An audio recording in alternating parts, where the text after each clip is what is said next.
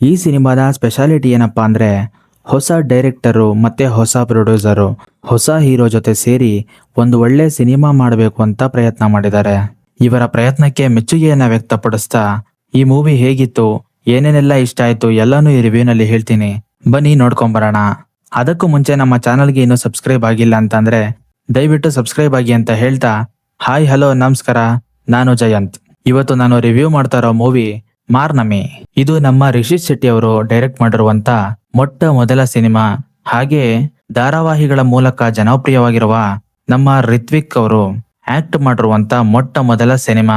ಹಾಗೂ ಇದರಲ್ಲಿ ಚೈತ್ರ ಆಚಾರ್, ಪ್ರಕಾಶ್ ತುಮಿನಾಡ್, ಸೋನು ಗೌಡ ಅವರು ಲೀಡಿಂಗ್ ಪಾರ್ಟ್ ಅಲ್ಲಿ ಕಾಣಿಸ್ಕೊಂಡಿದ್ದಾರೆ. ಇಲ್ಲಿ ಕತೆ ಚೇತುವಿನ ದುರಂತ ಜೀವನವನ್ನ ಹೇಳುತ್ತೆ. ಹಾಗೆ ಕರಾವಳಿ ಭಾಗದ ಸಂಪ್ರದಾಯ ಮತ್ತು ಆಚರಣೆಗಳನ್ನ ಒಳಗೊಂಡಿದೆ. ಇಲ್ಲಿ ನಡೆಯೋ ಮಾರಿಯಮ್ಮ ಜಾತ್ರೆ, ಹುಲಿ ವೇಷ, ಹಾಗೆ ಚೇತುಗೆ ಒಂದು ಲಿಂಕ್ ಇರುತ್ತೆ. ಜಾತ್ರೆನಲ್ಲಿ ಹುಲಿ ವೇಷ ಹಾಕಿದ್ರೆ ತಮ್ಮ ಸಂಕಷ್ಟಗಳು ಪರಿಹಾರ ಆಗುತ್ತೆ ಅನ್ನೋ ನಂಬಿಕೆ. ಹಾಗೆ ತನ್ನ ಜೊತೆ ಇರೋರೆಲ್ಲ ಖುಷಿಯಾಗಿರ್ಬೇಕು ಅನ್ನೋ ಇವರ ಸ್ವಭಾವ. ಹೀಗಿರುವಾಗ ಊರಲ್ಲಿ ಯಾವುದೋ ಒಂದು ವಿಷಯಕ್ಕೆ ದೊಡ್ಡ ಜಗಳ ಆಗುತ್ತೆ. ಅದೇ ರಿವೆಂಜ್ ತನಕ ಹೋಗುತ್ತೆ. ಇದರ ನಡುವೆ ಚೇತು ಮತ್ತು ದೀಕ್ಷಾ ಅನ್ನೋ ಇವರಿಗೆ ಲವ್ ಆಗುತ್ತೆ. ಒಂದು ಕಡೆ ಪ್ರೀತಿ, ಇನ್ನೊಂದು ಕಡೆ ರಿವೆಂಜ್.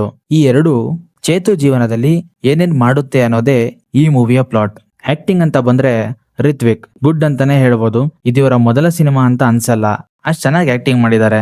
ಇನ್ನು ಚೈತ್ರ ಆಚಾರ್ ಇವರು 2 ಶೇಡ್ಗಳಲ್ಲಿ ಆಕ್ಟ್ ಮಾಡ್ಬೇಕಾಗತ್ತೆ, ಅದನ್ನ ತುಂಬಾ ಚೆನ್ನಾಗಿ ನಿಭಾಯಿಸಿದ್ದಾರೆ. ಹಾಗೆ ಪ್ರಕಾಶ್ ತುಮಿನಾಡ್ ಇವರು ಆಗಾಗ ಬಂದು ನಗಿಸ್ತಾ ಇರ್ತಾರೆ. ಸೋನು ಗೌಡ ಅವರ ಪಾತ್ರಕ್ಕೆ ಬೆಸ್ಟ್ ಅಂತಾನೆ ಹೇಳ್ಬೋದು, ಚೆನ್ನಾಗಿ ಆಕ್ಟ್ ಮಾಡಿದ್ದಾರೆ. ಸಿನಿಮಾ ನೋಡ್ತಿದ್ದ ನನಗೆ ಈಗಿನ ಜನರೇಷನ್ ನೆನಪಾಯ್ತು. ಈಗಿನ ಜನರೇಷನ್ ಅಲ್ಲಿ ಆಗ್ತಿರೋ ದುರಂತದ ಬಗ್ಗೆ ನೆನಪಾಯ್ತು. ಸಿನಿಮಾ ಹಲವು ವಿಷಯಗಳನ್ನ ಒಳಗೊಂಡಿದೆ. ಹಾಗೆ ಆ ವಿಷಯಗಳ ಸ್ಕ್ರೀನ್ ಪ್ಲೇ ತುಂಬಾ ಚೆನ್ನಾಗಿತ್ತು. ಕರಾವಳಿ ಭಾಗದ ಸಂಪ್ರದಾಯ ಮತ್ತು ಆಚರಣೆಗಳನ್ನ ತೋರಿಸಿರೋ ರೀತಿ ತುಂಬಾ ಇಂಪ್ರೆಸ್ ಮಾಡುತ್ತೆ. ಚೇತು ಜೀವನದ ಸುತ್ತ ಬರೆದಿರೋ ಈ ಕತೆ ಚೆನ್ನಾಗಿದೆ.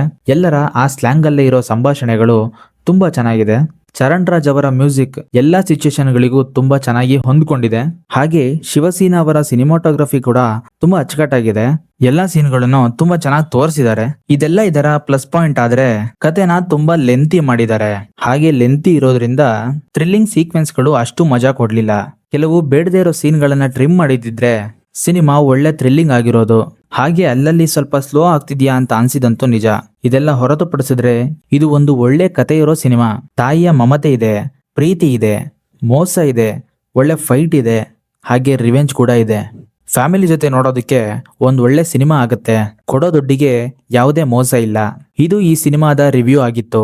ನೀವು ಕೂಡ ಈ ಸಿನಿಮಾ ನೋಡಿ ಏನ್ ಅನ್ನಿಸ್ತು ಅಂತ ಕಮೆಂಟ್ ಮೂಲಕ ತಿಳಿಸಿ ಅಂತ ಹೇಳ್ತಾ, ಈ ರಿವ್ಯೂ ನಿಮ್ಗೆ ಇಷ್ಟ ಆಗಿದ್ರೆ ಲೈಕ್ ಮಾಡಿ, ಶೇರ್ ಮಾಡಿ, ಹಾಗೆ ತಪ್ಪದೆ ಸಬ್ಸ್ಕ್ರೈಬ್ ಮಾಡ್ಕೊಳ್ಳಿ.